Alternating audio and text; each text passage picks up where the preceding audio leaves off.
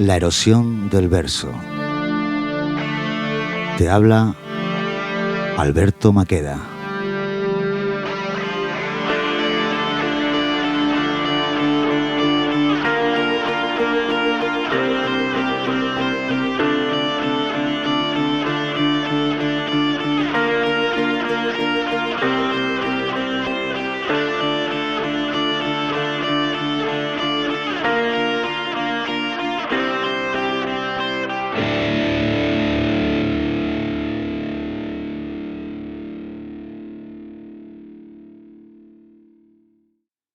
Estreto.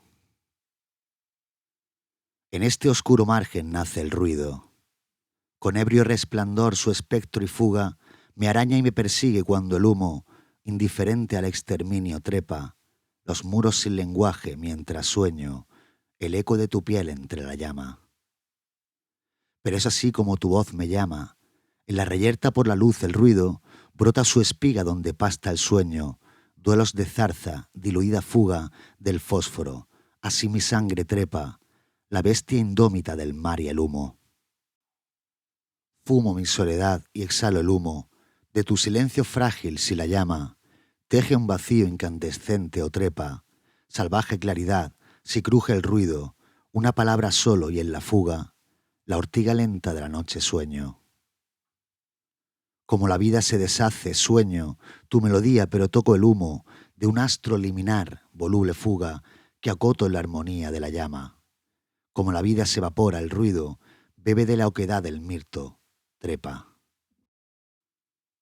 Te araño y te persigo porque trepa un aria eléctrica mi voz, mi sueño, la grieta unísona del ser, el ruido, inerte del pasado cuando es humo, apenas la torsión emula llama, de la existencia cabalgando en fuga.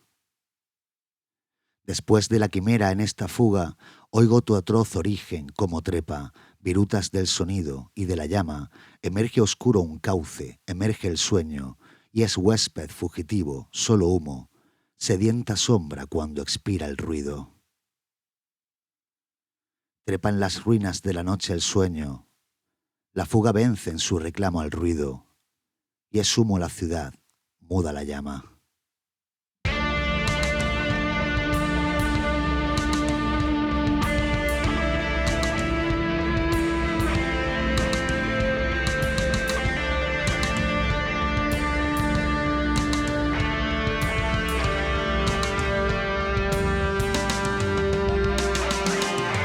Te he leído el estreto de esta fuga poética que titulé La ortiga lenta de la noche.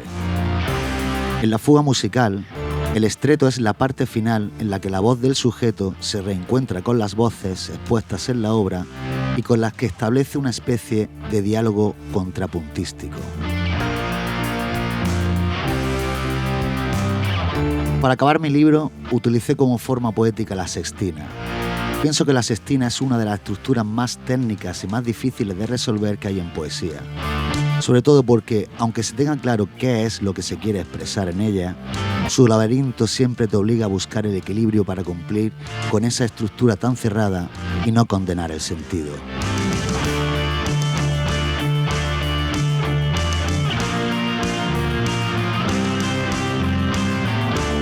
Usé la sextina porque sabía que la repetición de palabras me daría la oportunidad de buscar palabras claves puestas en el poemario.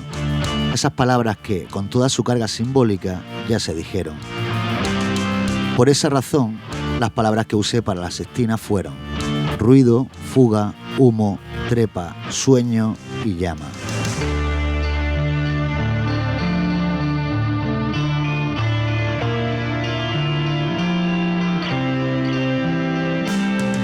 Pero quizá no sepas qué es una sextina.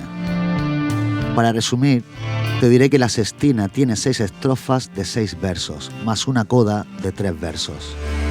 En todas sus estrofas se utilizan las mismas palabras al final del verso, pero cambiadas de orden. En la coda, al tener que usar esas 6 palabras, pero repartidas en 3 versos, no te queda más remedio que usar 2 palabras en cada verso.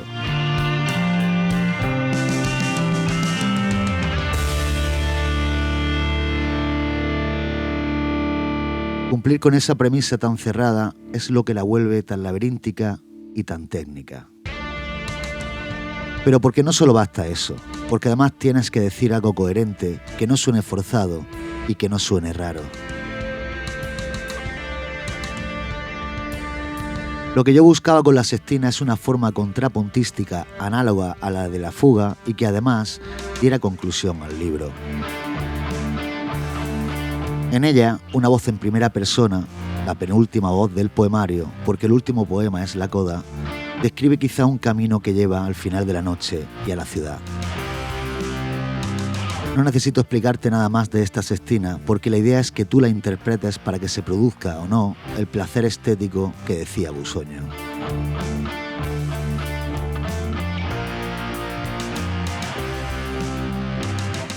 He escrito 2 sextinas nada más en mi vida, y no pienso meterme más en ese pozo de angustia métrica.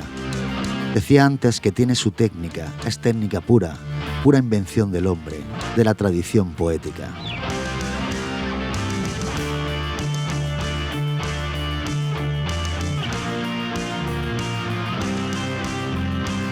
Dice Ortega y Gasset en Ensimismamiento y alteración, meditación de la técnica y otros ensayos, en la editorial Austral: el hombre no tiene empeño alguno por estar en el mundo. En lo que tiene empeño es en estar bien. Solo eso le parece necesario y todo lo demás es necesidad solo en la medida en que haga posible el bienestar. Por lo tanto, para el hombre solo es necesario lo objetivamente superfluo. Solo se convierten en necesidades cuando aparecen como condiciones de estar en el mundo. La técnica es la producción de lo superfluo, hoy y en la época paleolítica. Es ciertamente el medio para satisfacer las necesidades humanas. Ahora podemos aceptar esta fórmula que ayer rechazamos, porque ahora sabemos que las necesidades humanas son objetivamente superfluas y que solo se convierten en necesidades para quien necesita el bienestar y para quien vivir es esencialmente vivir bien. He aquí por qué el animal es atécnico.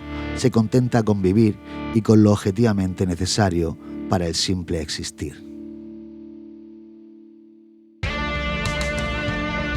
La poesía siempre tiene técnica y es técnica. Hacer una sextina no es tocar la flauta por casualidad. Si te metes en ella, o te adaptas o no la acabas. Es ella o tú. Yo hice esa para concluir mi libro.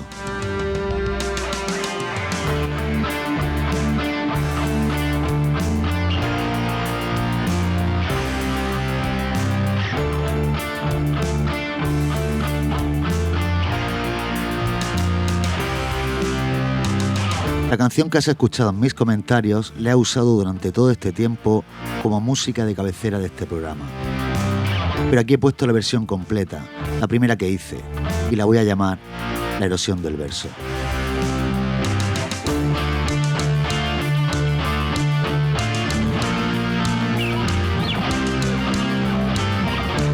Y hasta aquí este capítulo.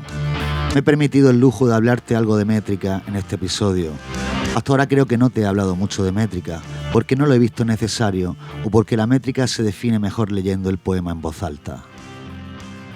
En el siguiente capítulo te leeré La coda, que es el último poema de la Ortiga lenta de la noche. Hasta pronto. La fuga vence en su reclamo al ruido, en la erosión del verso.